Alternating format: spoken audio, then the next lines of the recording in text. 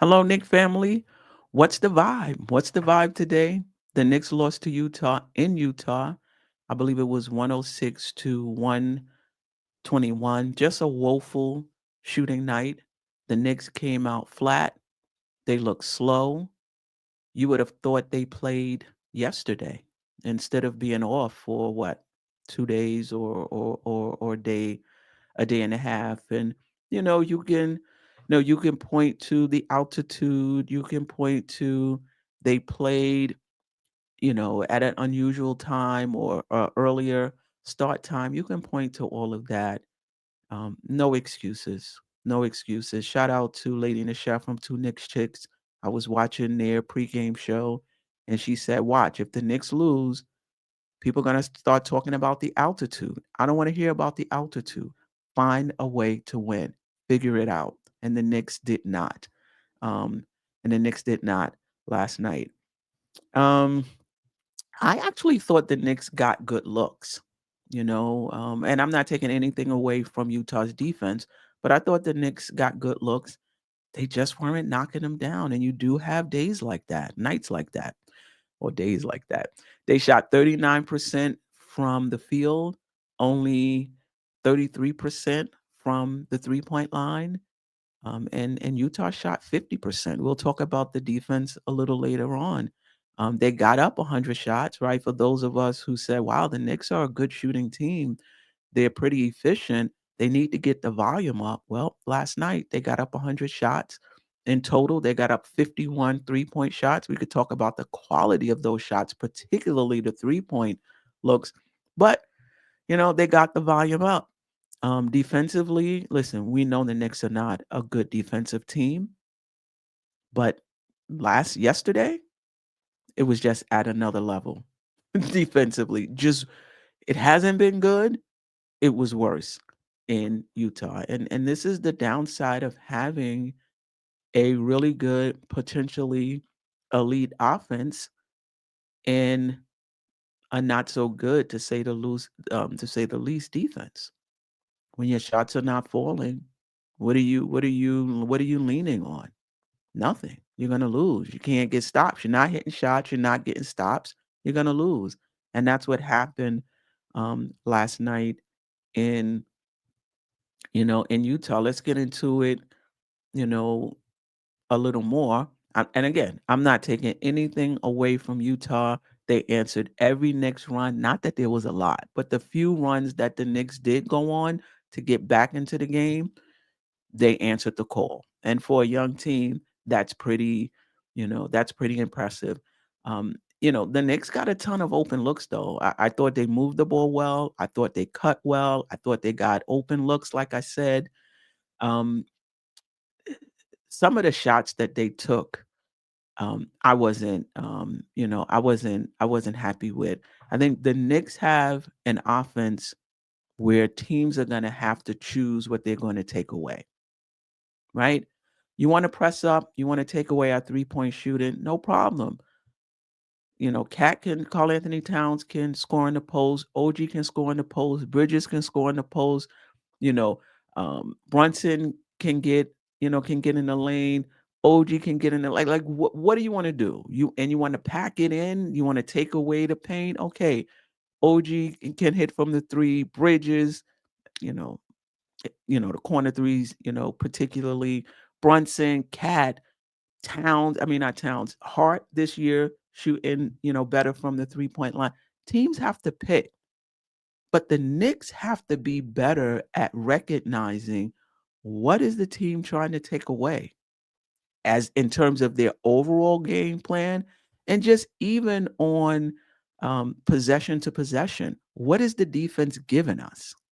You don't have to force it. I thought there were times when they challenged Kessler, who was big in the paint. Like he was big, and not just physically big, but imposingly big. He had 23 contested shots. I think the most contested shots for the Knicks was OG with 10. Like he was stout.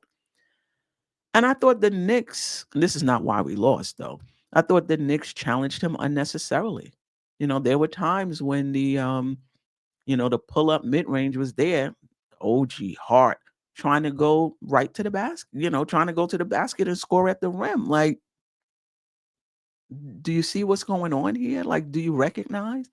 You know, um, Contested 3-point shots, come off the screen, pull up really quick, come down the court, pull up really quick. I'm like, relax. It's some of those shots, they were 3-point shots they were taking look like heaters, heat checks. Like, you're shooting like 19%. Like, bring it back.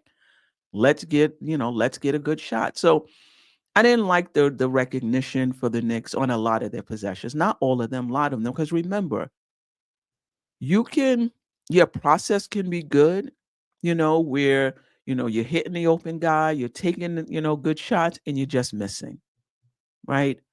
Last night, I thought there were many possessions where their process work was good, and they just missed shots. And there were other possessions where I, for one, didn't like their process. I didn't like the shots um, that that they got. But that being said, they got enough shots to win the game, right? But when you shoot 39% from the field, 33% from three, Cat Brunson, Cat, and who was it? Bridges, 4 for 25 from three. You're just not going to win that way. And your defense is not good enough at this time. I think it will be, but at this time, the defense is not good enough. So your offense has to be clicking. And I think, there's more than offense. There's more to offense than shooting, right? So if your shooting is not great, get in the post, you know, uh, get in the lane. Obviously Kessler creates, a challenge. He may have had a lot to do with the 51, 3-point shots the Knicks took. I get it. I just feel, I just feel the Knicks offense is dynamic enough that on each possession they can figure out what the defense is taking away, what the defense is giving them, and take the right shot. And I think I haven't done it, but if we went through every single possession last night, that wasn't the case. You know? Um, hopefully that gets better. The defense, what can you say? I don't think, you know, the fan base may argue about what's the best way to improve the defense, right? Is it moving Towns to four? Is it, taking Josh Hart out the starting lineup, putting Precious in for more height?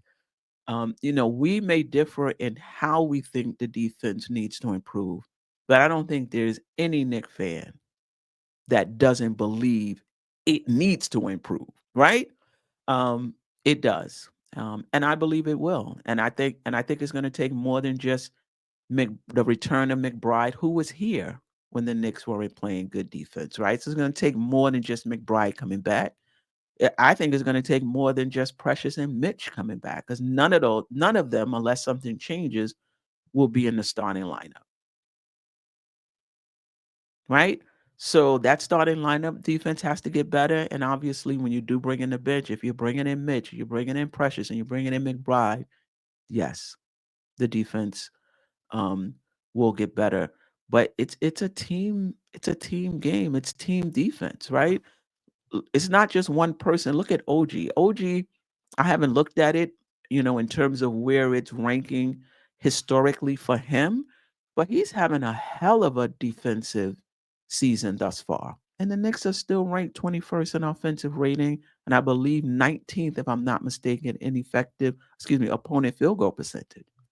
It's going to take more than one person, you know? Um, and yet, StatMuse, and I may have read this wrong. I was trying to find, other sites to corroborate this, has the Knicks as the fourth best perimeter defense in the NBA up to this point. I must be missing something. Um, but I will tell you this. Once they may not get into the into the key a lot, but once they get into it, it's a wrap. It's good for two. So the Knicks, interior defense, has to get better. I know, we all want to get on Cat and his, lack of rim protection, and that's valid. But I do want you to keep in mind that a poor defense is usually more than one person. And two, there's more than defense for a center or anybody than just rim protection, right? There's pick and roll defense, there's help defense, there's post defense, rebounding is a part of defense as well. And as bad as he's been with rim protection, he's been, if I'm not mistaken, unless things have changed over the past game or two, he's been pretty good in the other areas, right? So if the Knicks are going to improve defensively, it's going to be everybody. Everybody has to improve, and everybody has to improve on the same possession.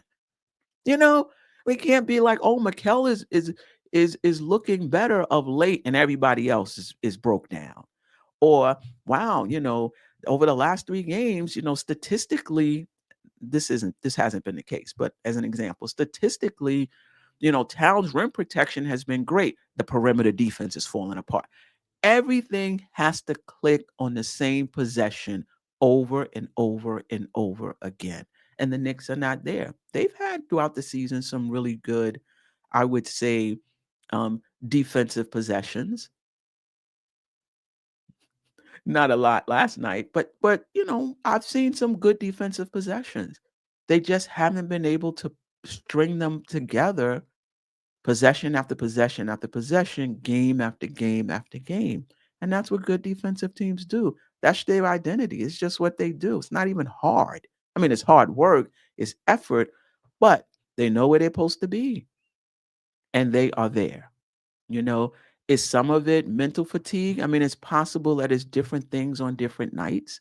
It could be one guy, not really having it and making it difficult for the others who have to kind of pick up the slack, right? It could be not sold out to the game plan and executing the defensive game plan possession after possession. It could be different things on different nights. But last night, I'm not sure what it was, but it wasn't good. It wasn't good until Payne and Jericho Sims came into the game. In the first quarter, late in the fourth, when they usually come in, late in the third, when they usually come in, that's when the Knicks went on their run. That's when the Knicks cut into the lead. They weren't able to take the lead. Actually, in the first quarter, I think they were able to take the lead. In the third quarter, I think we got within what, 4, 3, 2, something like that. Um, before, Utah came roaring back. You know, I would have liked to have seen Sims get more minutes. He wasn't great as far as the counting stats: 2 points, 2 rebounds, 1 steal. I believe he had the highest plus minus on the team.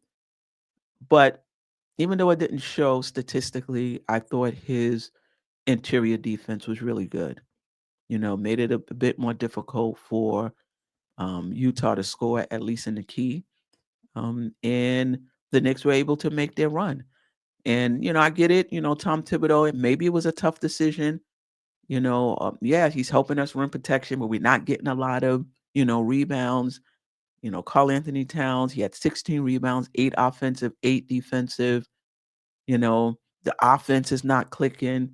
We need to score. We got a better chance of scoring with Carl Anthony Towns in the game, even though he didn't have a great shooting night. I mean, I get it. I just still think a few more minutes with Sims just to see, if that would have helped. Maybe try some Sims and Towns minutes together. I don't know. I have to think about that myself, but I'm not the coach. you know, Tibbs is, to just kind of figure out which lineups, play better with each other. And when a team is on a run, whether that's an offensive run, he's been shown this season to keep that group in. And I think the same defensively. When a team is on a defensive run, keep that group in just just a little while longer. The Knicks were out rebounded by 12. I mean, the Knicks took 100 shots, so there were more defensive rebounds to be had by Utah, But still, even when you look at the rebounding percentages, the Jazz were better. Cat with, like I said, 8 offensive rebounds. Kudos to him. Engaged, really active. When, you're not playing well in one area of your game, what can you do otherwise to help the team? 8 offensive, rebounds by him. OG and Bridges with 3 rebounds. You know, I have to look at the game to see if they were more available. Yeah, you know. And Campaign with 6. All right, probably long rebounds, but still 6, 6 rebounds. Hart, Towns, and Brunson in that order had the worst defensive rating last night, and Payne, OG, and Brunson with the best offensive rating last night. Sims technically had the highest offensive rating last night, but he only had 2 points. So clearly his offensive rating was impacted by the small sample size, right? All right. By the numbers. All right. All right. Let's get into it. It wasn't all bad. It wasn't all bad. The volume was up, 100 shots, 51 three-pointers. You can argue whether they were good three-pointers, but the Knicks are a very efficient team. They shoot well overall from the three-point line, and many of us were saying get the volume up. Last night they did. They didn't shoot well. I'm not ready to say, because they put up so many shots, the efficiency went down. I just feel like they just missed shots they usually make. 36 points off turnovers. The Knicks only had 9 turnovers. Utah had 18. The Knicks got 36 points off of those 18 turnovers. Knicks were plus 15 in fast break points, 29, to 14. Hart had 8 fast break points. OG had 7 fast break points. If the Knicks are going to be an efficient offense and then also get 29 fast break points, that's going to bode well for us. Plus 7 second chance points, Hart with 6, Towns with 5, and shot 92% from the free throw line. Again, only took 12. All right, let's just briefly go through the box score. What stood out? What stood out the most is the poor shooting, right? Towns was 6 for 19, Brunson 8 for 19, Bridges 3 for 15. It's hard to win that way. OG was really good offensively for the Knicks, 27 points, I believe. From the 3-point line, Towns was 1 for 9, Brunson was 2 for 9, Bridges was 1 for 7. It's just hard to win when you're not, knocking down shots and you're not getting stops. We talked about Sims campaign, 11 points, 6 rebounds, 5 assists, 1 steal, 2 blocks, plus 11. He's been phenomenal, in my opinion, on the season. He's been even better with McBride out. Hopefully, he keeps up this aggressiveness when McBride comes back, and at least we'll have the backcourt, as far as the second team is concerned, um, producing, producing well for us. And, when Precious and Mitch gets back, that'll help us as well. But that's what stands out just individually. OG, again, 27 points, 7 3-pointers. Like, he was ready. He was ready. And I love OG's aggressiveness as well. This is something that's new for me, right? One of the things I said about OG just watching him last season was that he just wasn't assertive enough on the offensive end. It's like, if the ball comes to me, I'll shoot it. If it doesn't come to me, I'm good. He's very assertive this year, and we need him to be. And he's just showing the entire repertoire, just driving all the way to the basket, the mid-range game, the three-pointers, the posting up, the recognition, with the space that Towns creates. You'll see him duck into the lane at times, right in front of the basket, calling for the ball. He's just really been great. And defensively, he's been great as well. Now, obviously, he can't do it by himself, right? But just imagine where the Knicks would be defensively without OG, who gets his hands on balls, deflections. If there's a loose ball, I don't know what kind of hands he has. If there's a loose ball and he's in the vicinity, he's coming up with the loose ball. You know, so he's covering for a lot of missed rotations, a lot of late rotations. OG has been there. And Mikal Bridges, say what you want about his on-ball defense, his off-ball defense to the eye. I don't know statistically. His team defense, his off ball defense, the deflections looks good to me, right? Okay. And this is just, I like this. This gives me a visual of the game, and you could see where the white is. It's mostly, this is the blue is Utah. That ain't Knicks blue. That's Utah blue. But you can see the white where it's going up. This is when the Knicks is cutting into the league, cutting into the league. And you could see at the end of the first quarter, they actually took the lead by 2 or 3 points. Again, that's when Payne and Sims was in the game. Happened again in the third quarter. You could see as well, inching in. I think we got within, I don't know, 2 to 4 points again when campaign and Sims was in the game, but we were never able to take over the lead. And then you look at it afterwards, you know, pretty much um, all Utah. All right, let's get into the next. That's all I have to say about the game. The Knicks did not shoot well in summary. Some of that was Utah, their rotation, Kessler being big in the paint with the 23 contested shots. And not all of those contested shots was deep into the paint. Like he moved his feet pretty well when he was switched out on the perimeter. Um, I like Kessler. He played well for them last night. But still, I still thought the Knicks got good looks and that they didn't knock down. And when you're not hitting your shots, you're not playing defense, you're gonna lose. And that was the game last night. All right. Tomorrow we play Denver.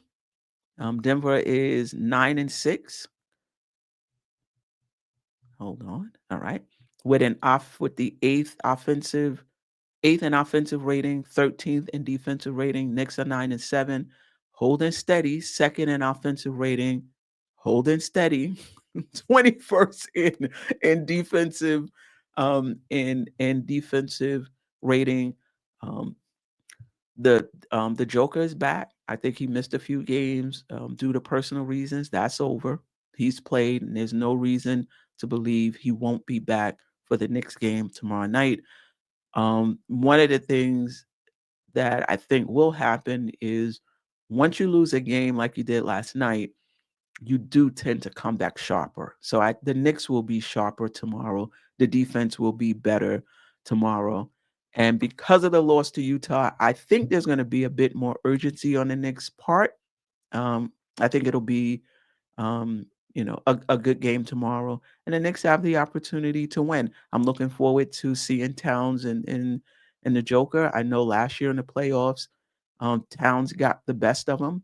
When he defended him, I'm pretty sure the Joker, um, he remembers that, and so he's going to have something waiting for Towns. He's going to be on his game, as he always is. So that should be really interesting to tomorrow night. Tonight, maybe tomorrow, I'm going to do a podcast. I want to talk about whether or not the Knicks would be better with Karl Anthony Towns at the 4, with Mitch or Sims at the 5, or if the Knicks would be better keeping him at the 5 and finding another way to improve the defense. I know this is something that's been talked about in the Knicks community. Some wanting him to play with Mitch or a defensive center more of the time. Some of the time, I'm in agreement with that, but I know there are some Knicks fans who feel that they want him to play full time with a defensive center, similar to Minnesota when they played with Gobert. So at some point today, tomorrow, don't hold me to it. Someday-ish soon, I will. I'll do that podcast. Monday, you can catch me on the Queen's Court. The Knicks play. It may not be 7:30. Depending on when the Knicks play. It's a West Coast game, so we might be able to keep it at 7:30. But I'm sure you're already subscribed to the Nothing But Knicks channel, so I'll be doing the show over there with Tony Crow from Knicks and Bruises, two Knicks chicks, excuse me, Lady and the Chef from Two Knicks Chicks, and Geoff Klafter, who is a panelist on the Just Nickin' It Weekly Show, but also has a daily sports blog, Happily Ever Klafter. The link is in the description. I should be back Tuesday. I don't know, maybe around 1 or so with the recap. I'll decide whether I'm going to go live or um, just do a video. And then, of course, the Just Necking It Weekly show every Thursday, 9 o'clock. Now, this Thursday is Thanksgiving, right? So we won't be there. We won't be on this Thursday. We'll figure it out what time we're going to go, which day we're going to go this week. Hopefully, you subscribe to the channel, hit the notification button, and you'll know when we go live. I appreciate everybody for watching. Until next time. Sister, you one of a kind. Yes. Sister, it's time you That's shine. Don't so. Where you at? Where you at? Don't so. Where you at? Where you at? Don't so. What? Don't so. What?